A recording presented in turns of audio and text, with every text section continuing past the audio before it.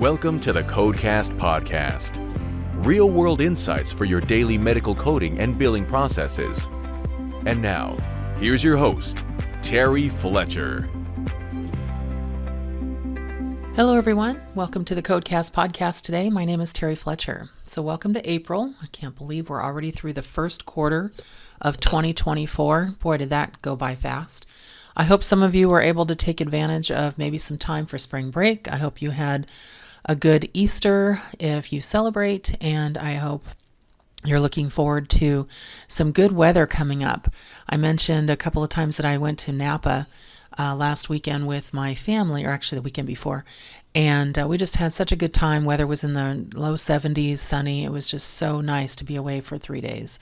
So anyway, today I wanted to revisit a topic. I actually wrote an article about it, so I blogged on this, and it's social determinants of health. And then also there is a great article in ICD-10monitor.com that was written by Tiffany Ferguson that's really good when it comes to the facts, the FAQs related to social needs for a patient.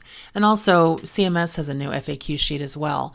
So based on what CMS advises, what I've written up on the topic, which I wrote again in February, Tiffany had an article in last month on this topic, and just trying to understand when to report the G0136. And I also podcasted on this last December because it was a new code. And whenever we get these new G codes from Medicare, it seems like everyone jumps on the bandwagon. I mean, how much of a headache has, the G2211 been? Oh my gosh, don't even get me started on that one. And then the new pelvic exam assistant code with CPT. Well, the G0136, one of the things actually was I don't want to call it an error, but just was a slight mistake in the article on ICD-10 Monitor, was that it was said that this is an add-on code. This is not an add-on code. G0136 for the social determinants of health assessment is a standalone code. So what this is that it's not a screening. It is a standalone assessment, and it has a time value to it, 5 to 15 minutes. You can bill it in the inpatient or in the outpatient setting, but you have to understand when you can bill it, because it says you can bill it with an office visit, so an evaluation and management visit. I mentioned in or outpatient. Or you can bill it with the Medicare annual well visit. But it's for a provider to assess social factors that could be impacting the patient's health status. So basically, how they get their care, access to care, how they facilitate their care. And it has to use the domains when it comes to the social determinants of health. It can't just mean that, just because a patient may have transportation issues getting to the doctor, does that make it a SDoH? Well, it has to be noted that it is limiting them from getting access to what they need from a medical perspective and what they're being followed for, if it's that provider that's going to be reporting the service. Now, there's also some guidelines, or I should say some frequency guidelines on this, where they say it shouldn't be billed or reported more than once every 6 months. And so that makes it a little bit challenging, because you don't know if one provider, let's say a primary care provider, reported it, and then let's say a cardiologist or pulmonologist or rheumatologist reports it. Is that still okay? Well, let's just talk first about, can you report it when it is, let's say, during the annual well visit? So here's the two differing opinions. And actually, I'm going to shout out one of my Coding Corner clients from Heritage Health in Pennsylvania, Arlene, who we bounce ideas off each other quite a bit. It's always nice to get more than one opinion on things. And she knows what she's talking about. So it's kind of nice to talk to another coding and documentation auditor and healthcare professional that struggles with this, especially with large groups. So here's some of the different opinions on this. So one of them is you can give the assessment to every single person that comes in the door during an annual well visit, and if anything is identified and addressed, then you can report the G0136. Basically, similar to what was said in the ICD-10 Monitor article. The other opinion is that there must be a suspected need in order to administer the assessment.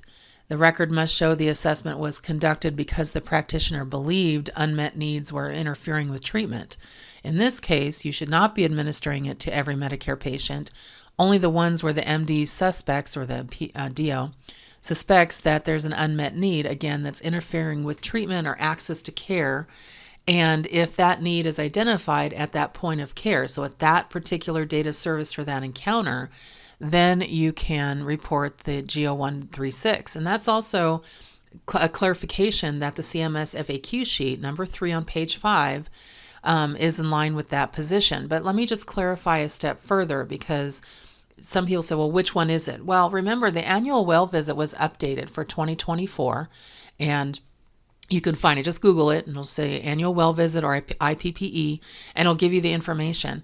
And now they expect you on every annual well visit to determine or discuss, from, I don't want to call it a screening, but from a preventative medicine situation, the social determinants of health that could affect that patient. And so you're required to discuss that anyway during an annual well visit. So are you going to give that assessment to everyone? Sure. But are you going to bill it or report it with everyone? No.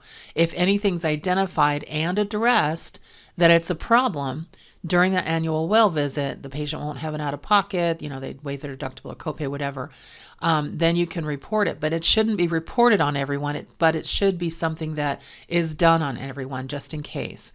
Now, with the office visits, with the problem-oriented visits, whether it be inpatient or outpatient, there does need to be a suspected need in order to administer the assessment.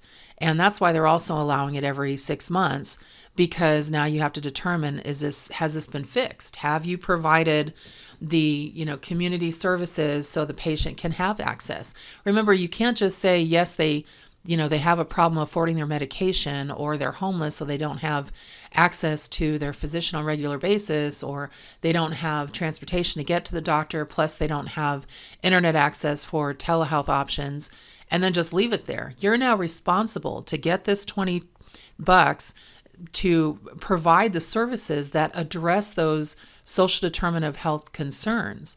So the records have to show that the assessment was conducted because the practitioner believed that there are unmet needs, and they use that term, unmet needs, were interfering with treatment, and that you are now fixing that mistake. So how are you making sure that those needs are now met? And if you are not doing that, if you're not participating in helping them meet the needs to get their meds, to make sure they can get to the physician's office, make sure that they can,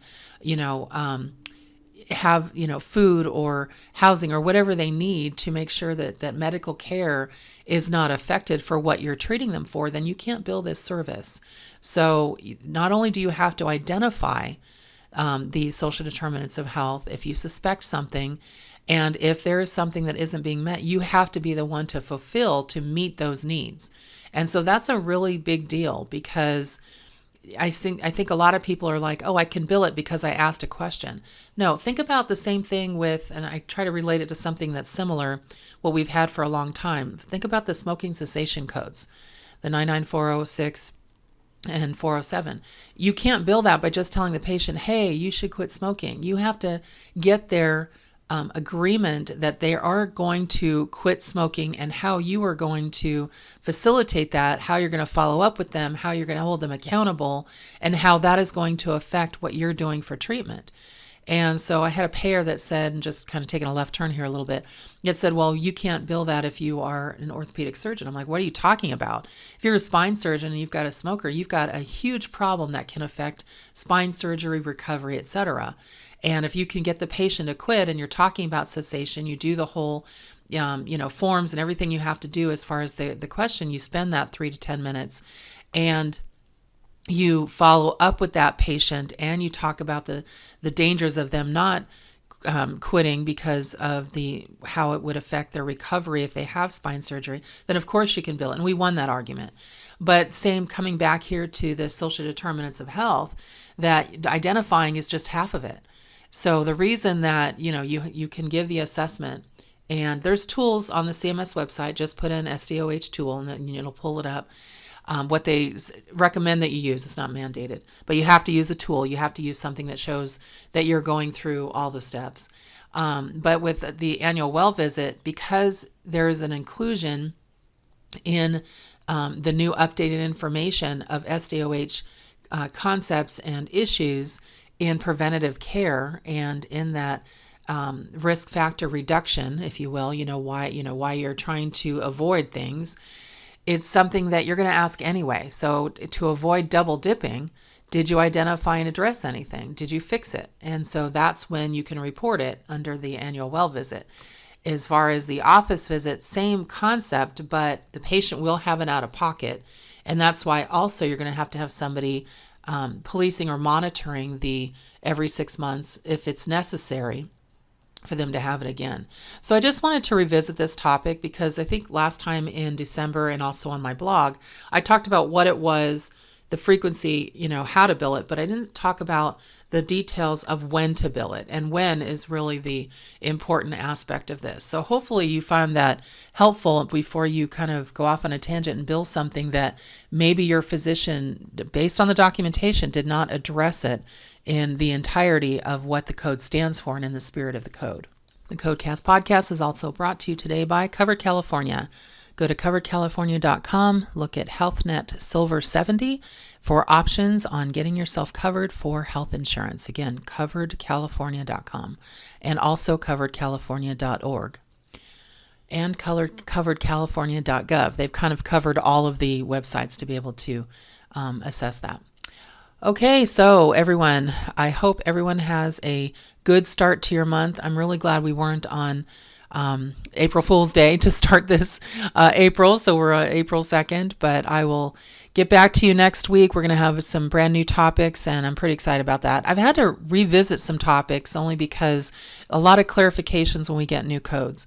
Also, remember that there are the first quarter Medicare webinars that I do. I did 2 last week, one for the NSCHBC, one for McVeigh Seminars, and they're both available on CD, and you can get them as they were both recorded. So if you didn't get a chance, again, go and make sure that you sign up for the second quarter because there's a lot to go over. And remember also, and I'm just going to give this last tidbit, there was an update to our Medicare fee schedule last week. And that's kind of the things that you miss if you don't attend those webinars and get educated. So they changed our value when it comes to what we get for our Medicare fee schedule, and it was a 57-cent. They call it an increase. No, it's a 57-cent difference in what we were supposed to get or what we did get in the first quarter of 2024 as far as the decrease, and now they added back in 57 cents. So just know it went from 3.4% to they said 1.7, but I did the calculations. It's actually 2.2%. So we still got a reduction, but they feel like adding 57 cents is a windfall. I guess at this point we'll take anything we can, but it's crazy. Also, for those of you that look to see any posts that I have, make sure you follow me on LinkedIn and you'll find me at Terry Fletcher CPC. And I'm also on Instagram. I'm on X, which formerly was Twitter, at Terry Coder 1. And so hope to see you on social media as well. So everyone, make it a great day, a great rest of your week, and thank you for listening to the Codecast podcast. For more information on medical coding, billing, auditing, and compliance, including how to hire Terry, follow Terry on Twitter at TerryCoder1 or visit her website at www.terryfletcher.net. Podcast producer Joe Kuzma. Music producer Dassassin Music.